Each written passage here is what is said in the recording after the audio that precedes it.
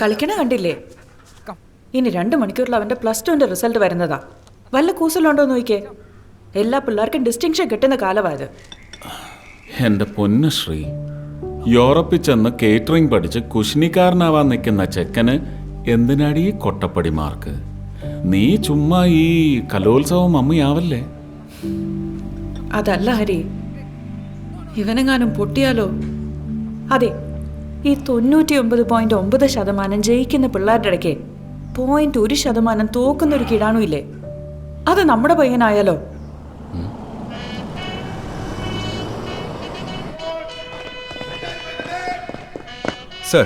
Sir ഇവരുടെ community service programme മറ്റന്നാളാണ്.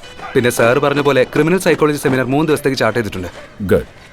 Sir ഈ റിട്ടയർമെൻ്റ് ആകാൻ പോകുന്ന സമയത്ത് KFPയിലേക്ക് പണിഷ്മെൻറ്റ് ട്രാൻസ്ഫർ കിട്ടിയതിൽ വിഷമമില്ലേ? സാർ ഇവിടുന്ന് റിട്ടയർ ആയി പോവല്ലേ? എവിടെ പോവാൻ? എനിക്കിടയ്ക്ക് ഇവിടെ വരാമല്ലോ, വിസിറ്റിംഗ് ഫാക്കൽറ്റി ആയിട്ട്. And keep one thing in mind, once a policeman always a policeman. നേരെ പോയിട്ട് മോളെ കാണണം. അവള് പോയി ഡ്യൂട്ടിയായിണ്ടോ? എന്നെ കണ്ട തിരിച്ചറിയാനൊന്നും സാധ്യതയില്ല. ശരി സാറേ.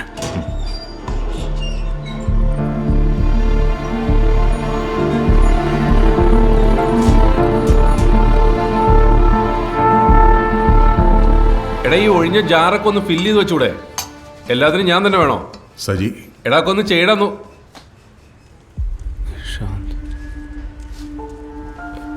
എടാ, നീ എപ്പോ ഇറങ്ങി? കാലത്ത്. ആ,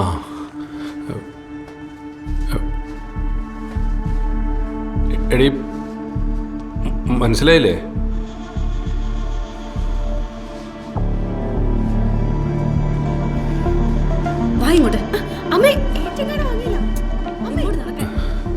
അത് കാര്യാക്കണ്ട, അറിയാലോ. അത് കുഴപ്പമില്ല. നിനക്ക് കാശ് എന്തെങ്കിലും വേണോ? ഏയ്, ഞാൻ അതിനല്ല വന്ന. എനിക്ക് ഹരിതയും മോളെ ഒന്ന് കാണണം. നിനക്കറിയാലോ അവരോടുണ്ടെന്ന്. 7 വർഷമായിടാ മോളെ കണ്ടിട്ട്.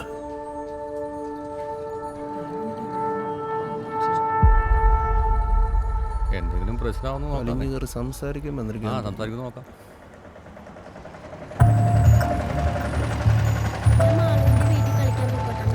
ഹോംവർക്ക് തീർത്തിട്ട് കളിച്ചോ? ശരി ചേച്ചി.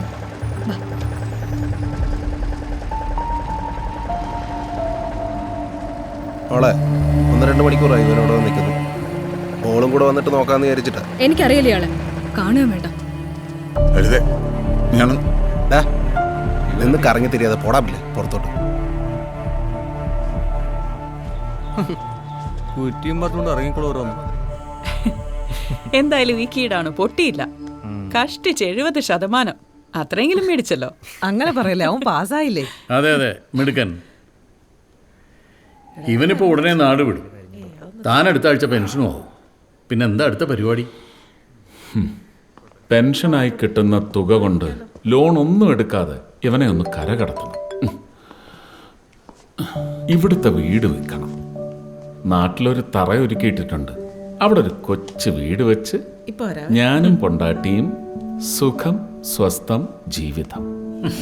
എനിക്ക് കുറെ നാളങ്ങ് വെറുതെ ഇരിക്കണം. ആകെ ബോറടി ആവുമല്ലോ. ആവോ? മതിയായി. ഇപ്പൊ എത്ര കാലമായി നിലം തൊടാതെയുള്ള ഈ ഓട്ടം.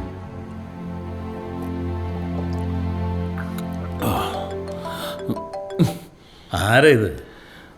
നാളെ ആ ഡോളർ മന്ത്രിയുടെ കേസ് എടുക്കുന്നുണ്ട്. ഭീഷണിയാ, മൊഴി മാറ്റി പറയാം. വിദേശത്തിരുന്ന് ഇന്റർനെറ്റ് കോൾ വിളിക്കുന്ന ധൈര്യശാലികൾ. അതങ്ങനെ കുറെ കൂതറകൾ. നേരിട്ടുള്ള വിരട്ടിൽ നടക്കാത്ത കാരണം മൊബൈലിലൂടെ ഒളിയുദ്ധം നടത്തുക.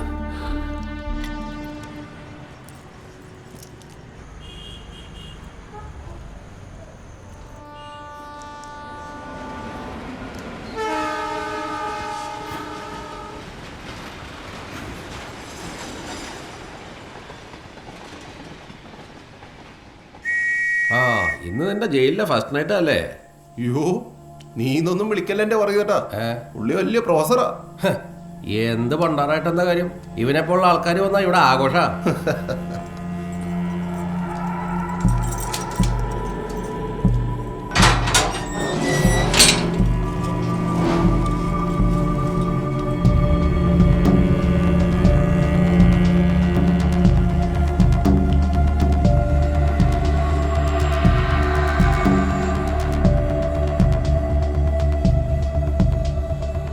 എന്താടാ നോക്കുന്നേ?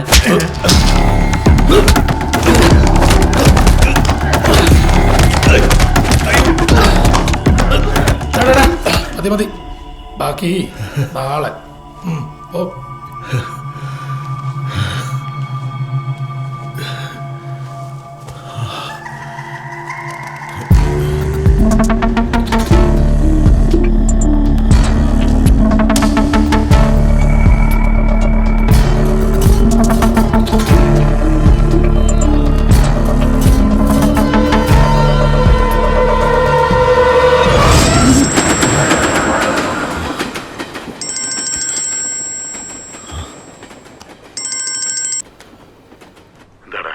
ആയുടെ ഹരിതയുടെ ഏരിയയിലെ വാർഡ് മെമ്പർ വിളിച്ചിരുന്നു.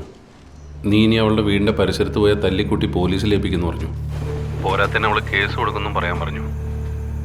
നീ അവളെ മറന്നേക്ക് നിഷാന്തേ. വേറെ എവിടെയെങ്കിലും പോയി ജീവിക്കാൻ നോക്ക്, അതാ നല്ലത്.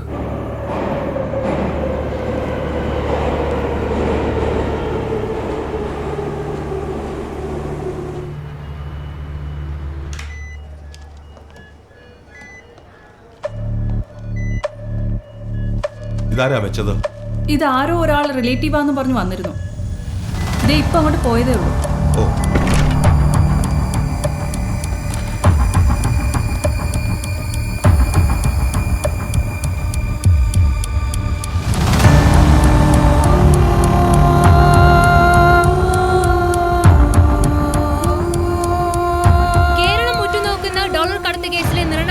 ദിവസമാണ് ഇന്ന് എറണാകുളം സെഷൻസ് കോടതിയിൽ DCP ഹരീഷ് മാധവൻ ഇറക്കുമതി ചെയ്ത പുസ്തകങ്ങൾക്കിടയിൽ ഡോളർ കടത്തിയെന്നാണ് മുൻമന്ത്രി മാത്യുവിനെതിരെയുള്ള ആരോപണം.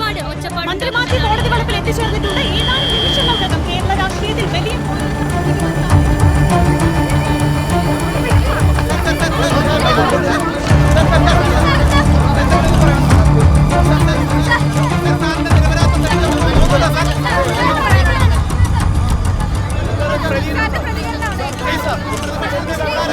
ഈ പേരോടൊന്ന് എഴുതിച്ച ഇതാണോ സാർ? മൊഴിയൊന്ന് മയപ്പെടുത്താൻ ഇനിയും സമയമുണ്ട് ഹരി സാറേ. സാറിനറിയാലോ, ഇത് രാഷ്ട്രീയമാണ്. കാര്യങ്ങളൊന്ന് തിരിഞ്ഞു വന്നാൽ മാത്യു സാറ് പിന്നെയും മന്ത്രി ആയാലോ. അങ്ങനെയാ പിന്നെ അറിയാലോ.